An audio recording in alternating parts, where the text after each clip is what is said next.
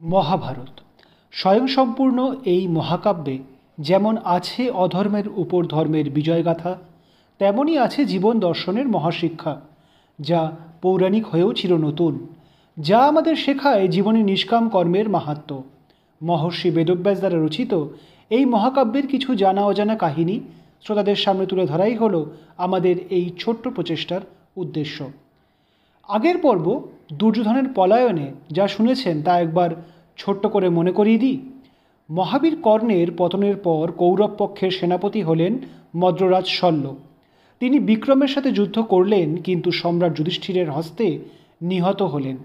গান্ধাররাজ শকুনিকে তার পাপের শাস্তি দিলেন কনিষ্ঠ পাণ্ডব সহদেব। নিজের পক্ষের এহেন পরাজয় দেখে ভগ্ন হৃদয়ে দৈপায়ন হ্রদে আত্মগোপন করলেন যুবরাজ দুর্যোধন। তারপর কি হলো? যুদ্ধক্ষেত্র থেকে দুর্যোধনের সহসা এইভাবে পলায়নের পর পাণ্ডবগণ যার পর নাই হতবাক এবং অসন্তুষ্ট হলেন। কুরুক্ষেত্রের যুদ্ধের আজ অষ্টাদশ দিন। কৌরব সৈন্য বিনষ্ট হয়েছে, সকল কৌরব বীরগণ পরাস্ত হয়েছেন, কেবল দুর্যোধনকে কোথাও দেখতে পাওয়া যাচ্ছে না। হস্তিনাপুরের পলাতক যুবরাজকে সন্ধান করতে পাণ্ডবগণ চারিদিকে ছড়িয়ে পড়লেন। বহু অন্বেষণ করেও দুর্যোধনের কোনোই সংবাদ পাওয়া গেল না। হতাশ হয়ে পাণ্ডবগণ সৈন্যসহ নিজেদের শিবিরে প্রত্যাবর্তন করলেন। দুর্যোধনের সন্ধান পাণ্ডবগণ না পেলেও সেই সন্ধান জানতেন অশ্বত্থামা, কৃপাচার্য এবং কৃতবর্মা। যুদ্ধে ক্ষতবিক্ষত সঞ্জয় যখন হস্তিনাপুরে ফিরে যাচ্ছিলেন, তখন পথিমধ্যে দুর্যোধনের সাথে তার সাক্ষাৎ হয়েছিল। দুর্যোধন তাকে নিজের আত্মগোপনের গুপ্ত স্থানের সন্ধান দিয়েছিলেন। ভগ্ন হৃদয়ে সঞ্জয় যখন ফিরে যাচ্ছেন, তখন অশ্বত্থামার সাথে তার সাক্ষাৎ হলো। সকল বৃত্তান্ত নিবেদন করলেন সঞ্জয়। দুর্যোধনের এহেন করুণ অবস্থা শুনে স্বভাবতই বিমর্ষ হয়ে পড়লেন দ্রোণপুত্র অশ্বত্থামা। বিলাপ করে বললেন, হায় ভাগ্য, ধিক ধিক আমাদের! যুবরাজ জানেনও না যে এখনও আমরা 3 মহারথী জীবিত আছি, আর এখনও তার সাথে মিলিত হয়ে পাণ্ডবদের সাথে যুদ্ধ করতে সক্ষম আমরা। কিন্তু নিয়তি কে ন বাধ্যাতে। সঞ্জয়, আপনি ফিরে যান, এখানে আর অপেক্ষা করবেন না। ওই দেখুন, পাণ্ডবরা এই দিকেই আসছে। দুর্যোধনের সন্ধানে রত পাণ্ডবদের দেখে অশ্বত্থামা আত্মগোপন করে অন্যত্র সরে গেলেন। সঞ্জয়ও নিজের যাত্রাপথে গমন করলেন। হতোদ্যম হয়ে পাণ্ডবগণ নিজেদের শিবিরে ফিরে গেলে অশ্বত্থামা, কৃপ এবং কৃতবর্মা এলেন দৈপায়ন হ্রদের তীরে। সেই হ্রদের শান্ত জলরাশি দেখে বোঝার উপায় নেই যে কেউ তার গভীরে আত্মগোপন করে থাকতে পারে। অশ্বত্থামা নিম্ন স্বরে দুর্যোধনকে আহ্বান করে বললেন, যুবরাজ, আমরা এসেছি, আপনি এবার গাত্রোত্থান করুন। আসুন মিত্র, আসুন, আমরা এবার সম্মিলিতভাবে পাণ্ডবদের আক্রমণ করে পরাস্ত করি। না গুরুপুত্র, আমি অতিশয় ক্লান্ত, উত্তর দিলেন দুর্যোধন। ভাগ্যক্রমে আপনারা জীবিত শুনে আমার বড়ই আনন্দ হচ্ছে, কিন্তু আজ আর নয়। আপনারাও ক্লান্ত হয়েছেন, আমারও আজ এই ভগ্ন হৃদয়ে যুদ্ধ করবার কোনোই অভিপ্রায় নেই। আজ আমি এই শীতল স্থানে বিশ্রাম নেব, কিন্তু কথা দিলাম কাল প্রাতে আমি নব উদ্যমে এই হ্রদের থেকে উঠে এসে আপনাদের সাথে মিলিত হয়ে যুদ্ধ করব। অশ্বত্থামা তথাপি বহুবার অনুনয় করতে লাগলেন, কিন্তু দুর্যোধন সেই অনুরোধ বারংবার প্রত্যাখ্যান করলেন। ইতিমধ্যে কিছুজন ব্যাদ তাদের শিকার অন্তে ক্লান্ত হয়ে জলপানের উদ্দেশ্যে সেই হ্রদের তীরে উপস্থিত হলো। এই ব্যাদগণ প্রতিদিন বৃকদরকে মাংস এনে দিত। পূর্বেও যুধিষ্ঠির এদের কাছে দুর্যোধনের ব্যাপারে কোনো সংবাদ আছে কি না তা জিজ্ঞাসা করেছিলেন, কিন্তু তারা কোনো সন্তোষজনক উত্তর দিতে পারেনি। এখন অন্তরাল থেকে অশ্বত্থামা আর দুর্যোধনের সকল বার্তালাপ শুনল তারা। তৎক্ষণাৎ পাণ্ডব শিবিরের দিকে যাত্রা করল। সম্রাটকে এই নিদারুণ সংবাদ না জানালেই নয়। পাণ্ডব শিবিরে উপনীত হয়ে সেই ব্যাদগণ শিবির দ্বারেই প্রত্যাহত হলো। পাণ্ডবগণ শ্রান্ত, এখন তারা কারোর সাথেই সাক্ষাৎ করতে চান না। কিন্তু সেই সময়ে ভীম স্বয়ং বাইরে আসছিলেন। পরিচিত ব্যাদদের দেখে তিনি নিজে এগিয়ে এলেন আর শুনলেন বহু প্রত্যাশিত সেই সংবাদ। মুহূর্ত মধ্যে পাণ্ডব শিবিরে সাজো সাজো রব পড়ে গেল। ভীম নিজের লৌহ গদা হাতে তুলে নিলেন, শত্রুর শেষ রাখতে নেই। দৈপায়ন হ্রদের তীরে এসে দাঁড়ালেন শ্রীকৃষ্ণ সহ পাণ্ডবগণ। হ্রদের জল নিস্তরঙ্গ ও শান্ত দেখে যুধিষ্ঠির কৃষ্ণকে বললেন, দেখো কেশব, নিজের মায়ার প্রভাবে জল স্তম্ভিত করে পাপিষ্ঠ দুর্যোধন আত্মগোপন করে আছে। এখন মানুষ হতে তার কোনো ভয় নেই, কিন্তু এর বধ অনিবার্য। জীবিত অবস্থায় আমি তাকে মুক্তি দেব না। সত্য কথা বলেছেন সম্রাট, বললেন কৃষ্ণ। মায়াবীকে বিনাশ করতে হয় মায়ার দ্বারাই। আপনি কূট উপায়ে দুর্যোধনের প্রতিকার করুন। এই উপায়েই দানবরাজ বলি বদ্ধ হয়েছিলেন। রাবণ, হিরণ্যকশিপু, বৃত্ত, সুন্দ, উপসুন্দ নিহত হয়েছিলেন। দুর্যোধনের দর্প অতি প্রবল। আপনি সেই দর্পের মূলেই আঘাত করুন। দুর্যোধন নিশ্চয়ই আত্মপ্রকাশ করবেন।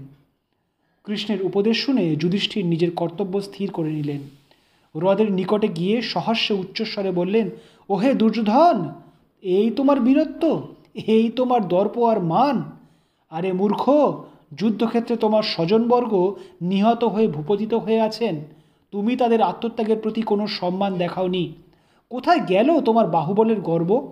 এখন যখন সৈন্যহারা হয়েছ, নিজের প্রাণ বাঁচাতে এই হ্রদে আত্মগোপন করে আছো? ধিক তোমাকে, ধিক! যদি নিজের সামর্থ্যের উপর বিন্দুমাত্র বিশ্বাস থেকে থাকে তো এসো, আমাদের সাথে যুদ্ধ করো, নইলে আমরা মেনে নেব যে তুমি একটি কাপুরুষ। যুধিষ্ঠিরের মুখ থেকে এহেন ব্যঙ্গ শুনে দুর্যোধন ক্রুদ্ধ হলেন। উত্তর দিলেন, আপনি আমাকে মিথ্যাই লাঞ্ছনা করছেন সম্রাট। আমি প্রাণ ভয়ে ভীত হয়ে পলায়ন করিনি। আমার কোনো সহায় নেই, রথ নেই, নেই সারথি, এই গদা ভিন্ন কোনো অস্ত্রও নেই। সর্বোপরি আমি অতিশয় ক্লান্ত, আর তাই বিশ্রামের নিমিত্ত এই হ্রদের শীতল জলে আশ্রয় নিয়েছি। আপনি নিশ্চিন্ত থাকুন, বিশ্রাম অন্তে আমি পুনরায় আপনাদের সাথে যুদ্ধ করব। আমরা আশ্বস্তই আছি দুর্যোধন, কিন্তু তোমার সাথে কিছু অসমাপ্ত কার্যও যে রয়ে গেছে, বললেন যুধিষ্ঠির। সেই সকল কার্য অতি সত্বর সমাধা করাই কর্তব্য। তুমি উঠে এসো, যুদ্ধ করো। সম্রাট, যুদ্ধের ইচ্ছা আমারও আছে। আমি এখনও পাণ্ডব আর পাঞ্চালগণকে পরাস্ত করবার ইচ্ছা রাখি, বললেন দুর্যোধন। কিন্তু পিতামহ, গুরুদেব, মিত্র কর্ণ আর আমার ভ্রাতাদের মৃত্যুর পর এই যুদ্ধের আর কোনোই কারণ নেই। আমি যুদ্ধে জয়লাভ করে কি করব? কাদের নিয়ে রাজ্য লাভের সুখ ভোগ করব? কাদের জন্য সম্পত্তি বৃদ্ধি করব? আমার যে পরবর্তী প্রজন্মও বিনষ্ট হয়েছে। আমি আর যুদ্ধ করব না। মৃগচর্ম ধারণ করে বনবাসে যাব। আমি এই রাজ্য আপনাকে দান করলাম। মূর্খের ন্যায় প্রলাপ বকছ কেন দুর্যোধন? তিরস্কার করলেন যুধিষ্ঠির। যখন ধর্মানুসারে ও শান্তি কামনায় আমরা তোমার থেকে আমাদের প্রাপ্য রাজ্য চেয়েছিলাম, তখন তো তুমি তা দিতে সম্মত হওনি। বলেছিলে সূচ্যাগ্র মেদিনীও তুমি আমাদের দিতে অসম্মত। আর এখন যখন সেই রাজ্যে তোমার কোনোই অধিকার নেই, তা তুমি আমাকে দান করছো? না দুর্যোধন, না। এই দান আমি প্রত্যাখ্যান করলাম। তোমাকে পরাস্ত করে তবেই এই রাজ্যের সুখ লাভ করব আমি। তোমার জীবন এখন আমাদের হাতে। উঠে এসো, যুদ্ধ করো। অনেক অনিষ্ট করেছো তুমি, আজ সেই সকল পাপের শাস্তি ভোগ করবে তুমি। দুর্যোধনের ইতিপূর্বে এইরূপ কটুবাক্য শোনার অভিজ্ঞতা ছিল না। জন্মাবধি সকলেই তাকে প্রশ্রয় দিয়েছেন, সকলেই তাকে অতিরিক্ত সম্মান দিয়েছেন। আর এখন এই অবস্থায়, এই অসহায় অবস্থায় যুধিষ্ঠিরের থেকে তাকে কটুবাক্য শুনতে হলো। তিনি বললেন, সম্রাট, আপনাদের রথ, অশ্ব, অস্ত্র সকলই আছে, আমার তো কিছুই নেই। আপনি ধর্মজ্ঞ, আমি একা আপনাদের সাথে যুদ্ধ করতে অসমর্থ। তবে এক এক করে আপনাদের সকলের সাথেই আমি যুদ্ধ করব।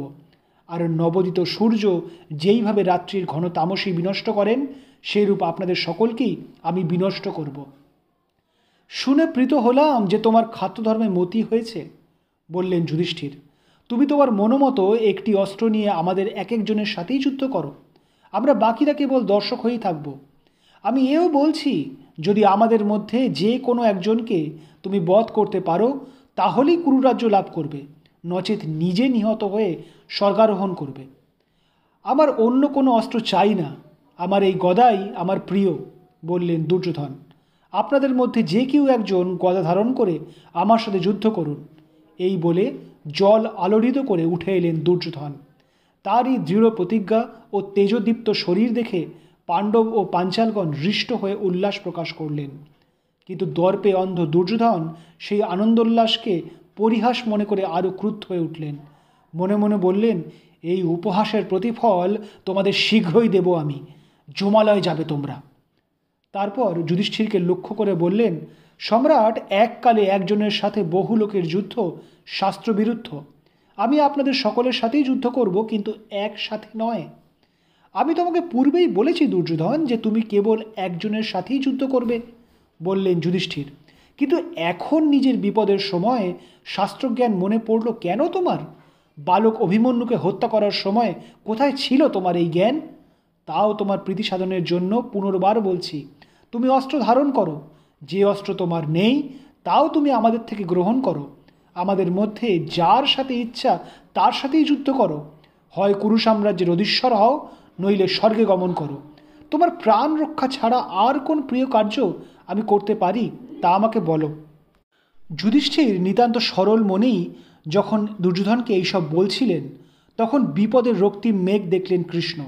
যুধিষ্ঠিরকে বললেন, মহারাজ এ কি অনর্থ করছেন আপনি? দুর্যোধন গদা যুদ্ধে সর্বশ্রেষ্ঠ যোদ্ধা, তিনি গদা নিয়েই যুদ্ধ করবেন। তিনি যদি এখন আপনার বা অর্জুন, নকুল বা সহদেবের সাথে যুদ্ধ করতে চান, আপনি কি প্রত্যাখ্যান করতে পারবেন মহারাজ? আপনাদের নিহত করে তিনি অনায়াসে কুরু রাজ্য অধিকার করবেন। সম্রাট, আপনি কি জানেন না যে আপনাদের বনবাসের 13 বৎসর প্রতিদিন দুর্যোধন ভীমকে বধ করবার উদগ্র ইচ্ছায় তার এক লৌহমূর্তি নির্মাণ করিয়ে তার উপর গদা প্রহার অভ্যাস করেছেন? ভীম ছাড়া দুর্যোধনের আর কোনো প্রতিযোদ্ধা নেই, কিন্তু ভীমও দুর্যোধনের ন্যায় কারো কঠোর অভ্যাস করেননি। দূতসভায় শকুনির কূট বুদ্ধিতে বিভ্রান্ত হয়ে যে মহা ভুল করেছিলেন আপনি, এখনও তাই করতে চলেছেন। কৃষ্ণের কথায় নিজের ভুল বুঝতে পারলেন যুধিষ্ঠির। তখন ভীম বললেন, উচিত কথা বলেছ তুমি কৃষ্ণ। আমি জানি দুর্যোধন সুকৌশলী, কিন্তু আমার বলো কিছু কম নয়। আমার গদাও ওর গদার থেকে ভারী। আমি দুর্যোধনকে তুচ্ছ দেব দানব সকলের সাথেই যুদ্ধ করতে পারি।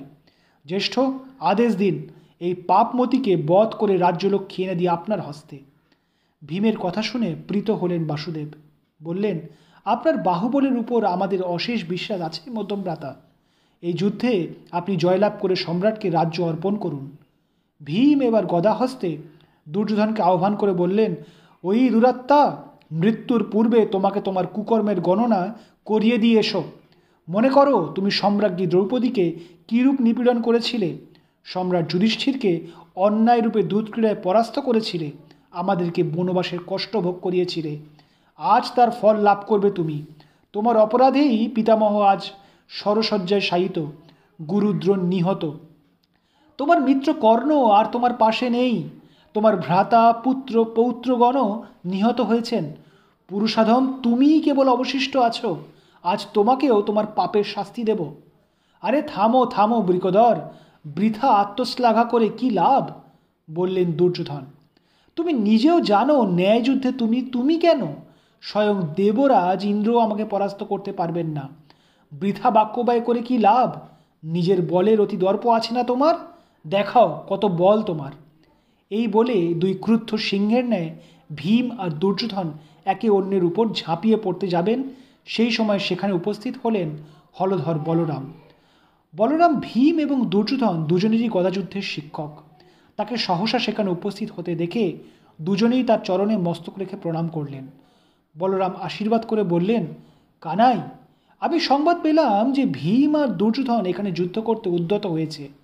কুরুক্ষেত্রে যুদ্ধের পূর্বে দ্বারকা ত্যাগ করেছিলাম। আজ শ্রবণা নক্ষত্রে আমি এখানে এলাম। আমি এই যুদ্ধের সম্পূর্ণ বিপক্ষে, তা তো তুমি জানো। তোমাকেও বলেছিলাম এই যুদ্ধ থেকে দূরে থাকতে, কিন্তু তুমি যদি আমার কোনো কথা শোনো। কৃষ্ণ স্মিত হেসে বললেন, জ্যেষ্ঠ, আপনার আদেশ আমার শিরোধার্য। শৈশবকাল থেকে আপনার কোনো আদেশ কি কখনো অমান্য করেছি? কিন্তু এই যুদ্ধ ধর্মযুদ্ধ, আর আপনি জানেন আমি চিরকাল ধর্মের পক্ষেই থাকি। তোমার সাথে যুক্তিতে পেরে ওঠা আমার কার্য নয় অনুজ, বললেন বলরাম। তুমি যা করো তা অনেক বিবেচনার পরেই করো, তা আমি জানি। এই বলে তিনি যুধিষ্ঠিরকে বললেন, সম্রাট, এই স্থান যুদ্ধের উপযুক্ত নয়।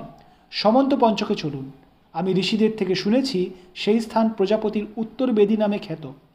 সেখানে যারা নিহত হন তারা অক্ষয় স্বর্গলাভ করেন। সেইখানেই এই যুদ্ধ হোক। বলরামের আদেশে দুর্যোধন সহ পাণ্ডবগণ এবং কৃষ্ণ সমন্ত পঞ্চকে সরস্বতী নদীর দক্ষিণ তীরে উপস্থিত হলেন। অতঃপর ভীম আর দুর্যোধনের মধ্যে প্রবল গদাযুদ্ধের সূত্রপাত হল। দুই মহারথী একে অন্যের দুর্বলতা অনুসন্ধান করে মহাপ্রহার করতে লাগলেন। দুর্যোধন ভীমের মস্তকে আঘাত হানলেন, ভীম অবিচলিত থেকে দুর্যোধনকে প্রত্যাঘাত করলেন, কিন্তু দুর্যোধন সুকৌশলে সেই প্রহার এড়িয়ে গেলেন। ভীম মহাবলশালী ও মহা উদ্যমী, কিন্তু দুর্যোধন সুকৌশলী। উত্তম কৌশলের সাহায্য নিয়ে ভীমকে ক্লান্ত ও ব্যতিব্যস্ত করে তুললেন দুর্যোধন। দুর্যোধনের প্রহারে ভীমের বর্ম বিদীর্ণ হল, রক্তের ধারা বেরিয়ে এলো তার মুখ থেকে। নকুল, সহদেব, সাত্যকী, ধৃষ্টদ্যুম্ন ছুটে এলেন ভীমের দিকে, কিন্তু ভীম তাদের নিরস্ত করে পুনরায় যুদ্ধে ব্রতী হলেন। দুই উন্মত্ত হস্তির ন্যায় মহাবীরের যুদ্ধ দেখতে দেখতে অর্জুন কৃষ্ণকে বললেন, মাধব, আপনার কি মনে হয় কে এই যুদ্ধে জয়লাভ করবেন? দেখো পার্থ, মধ্যম ভ্রাতা আর দুর্যোধন, এনারা দুজনেই জ্যেষ্ঠ ভ্রাতা বলরামের কাছে সমান শিক্ষা লাভ করেছেন, বললেন কৃষ্ণ। কিন্তু দুর্যোধনের কৌশল মধ্যম ভ্রাতার চেয়ে অনেক বেশি। ন্যায় যুদ্ধে বৃকোদর দুর্যোধনকে পরাস্ত করতে পারবেন না, কেবল অন্যায় যুদ্ধেই তা সম্ভব। সম্রাট যুধিষ্ঠির নিজের অতিরিক্ত ন্যায়পরায়ণতার জন্য আবার একটি নির্বুদ্ধিতার কর্ম করেছেন। এখন যদি মধ্যম ভ্রাতা ন্যায় যুদ্ধ করেন, তাহলে অচিরেই দুর্যোধন তাকে পরাস্ত বধ করবেন। ধর্মযুদ্ধে জয়লাভ তীরে এসে তরি ডোবার ন্যায় হয়ে দাঁড়িয়েছে। তুমি মধ্যম ভ্রাতাকে তার প্রতিজ্ঞার কথা স্মরণ করাও যে দুধসভায় তিনি দুর্যোধনের উরু ভঙ্গের প্রতিজ্ঞা করেছিলেন। তবেই এই যুদ্ধে তিনি জয়লাভ করতে পারবেন। কৃষ্ণের উপদেশ শুনে অর্জুন মুহূর্ত মধ্যে নিজের কর্ম স্থির করে নিলেন। ভীমকে দেখিয়ে তিনি নিজের বাম উরুতে সশব্দে চপেটাঘাত করলেন। তৎক্ষণাৎ ভীম নিজের প্রতিজ্ঞার কথা স্মরণ করলেন। গদাযুদ্ধে ভীম আর দুর্যোধন দুজনেই শ্রান্ত হয়েছিলেন। ভীম এবার নব্যোদ্যমে উঠে দুর্যোধনকে আঘাত করতে গেলেন, কিন্তু দুর্যোধন পুনরায় সেই আঘাত প্রতিহত করলেন। দুর্যোধন এবার এমন বলের সাথে ভীমকে প্রত্যাঘাত করলেন যে ভীমের সংজ্ঞালোপ হল।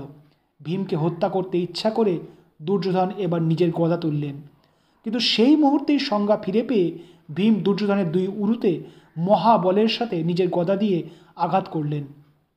দুর্যোধন বিষম আর্তনাদ করে ভূমিতে পতিত হলেন, তার দুই উরু ভঙ্গ হয়েছে। ভীম উঠে দাঁড়িয়ে দুর্যোধনের মস্তকে নিজের বাম পদ দিয়ে ভূমিতে চেপে ধরলেন, বললেন, আমরা শঠতা করি না, দুধ ক্রীড়া করি না, আগুনও লাগাই না, কেবল নিজের বাহুবল দ্বারা শত্রু জয় করি। ভীমের এহেন আচরণে উপস্থিত যোদ্ধাগণ অসন্তুষ্ট হলেন। যুধিষ্ঠির বললেন, অনুজ, এ কি করলে তুমি? যুবরাজ দুর্যোধন একাদশ অক্ষৌহিণী সৈন্যের অধিপতি, তিনি আমাদের জ্ঞাতি। তুমি সৎ বা অসৎ যে উপায়ে হোক না কেন তাকে বিজয় করেছ। তোমার প্রতিজ্ঞাও পূর্ণ হয়েছে, এবার ক্ষান্ত হও। তোমার চরণ দ্বারা দুর্যোধনের মস্তক স্পর্শ করে উচিত কর্ম করনি তুমি। ইনি আমাদের ভ্রাতা, এর অন্তিম সময় আমাদের শোক করা উচিত, উপহাস নয়। এবার ভূমিতে শায়িত মৃত্যু পথযাত্রী দুর্যোধনের কাছে গিয়ে যুধিষ্ঠির বললেন, প্রিয় ভ্রাতা, তুমি দুঃখ করো না, তুমি স্বর্গে গমন করবে। এই যুদ্ধ অভিপ্রেত ছিল না, তোমার এহেন পরিণতিও কাম্য ছিল না। যদি তুমি নিজের দর্প বশে আনতে পারতে, তাহলে এই মহাবিনাশ হতো না।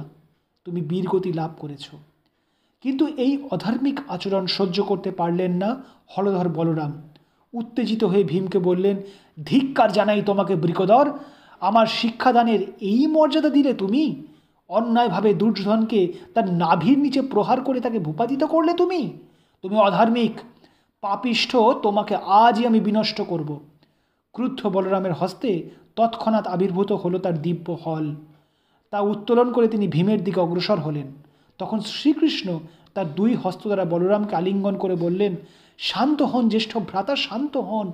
পাণ্ডবগণ আমাদের নিজ পিতৃশশার পুত্র। দুর্যোধন তাদের উপর অশেষ নিপীড়ন করেছিলেন। দূত সভায় দ্রৌপদীর চরমতম নিগ্রহ যা করেছিল দুর্যোধন, তা কি আপনি ভুলে গেছেন?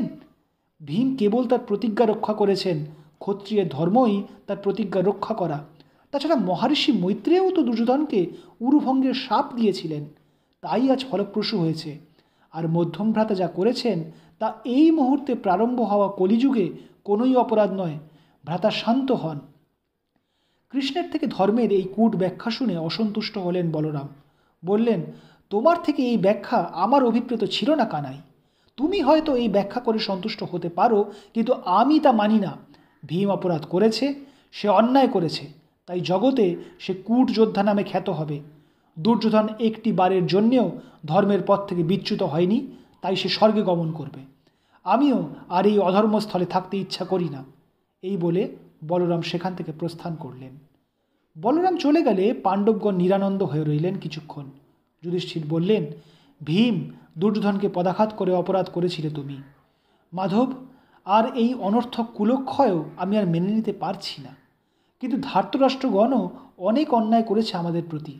ভীম তার প্রতিকার করেছে, তাই আমি ওকে ক্ষমা করলাম। ভীমকে আশীর্বাদ করে ভগ্ন হৃদয়ে যুধিষ্ঠির ফিরে চললেন। তার পশ্চাতে পাণ্ডবগণও ফিরে চললেন। যুদ্ধভূমিতে একাকী রক্তাক্ত দেহে শায়িত রইলেন হস্তিনাপুরের যুবরাজ, জ্যেষ্ঠ কৌরব দুর্যোধন। দুর্যোধনের উরুভঙ্গ হল। ভীমও তার প্রতিজ্ঞা পূরণ করলেন। অন্তরাল থেকে সবই দেখলেন অশ্বত্থামা। রাত্রের অন্ধকারে তিনি এলেন মৃত্যু পথযাত্রী দুর্যোধনের কাছে। দুর্যোধন কি করবেন এবার? আজ এইখানেই শেষ করছি। আগামী পর্বে মহাকাব্য মহাভারতের আরও কিছু কাহিনী নিয়ে আবার আমরা আপনাদের কাছে আসব। ভালো লাগলে জানাতে ভুলবেন না। ধন্যবাদ।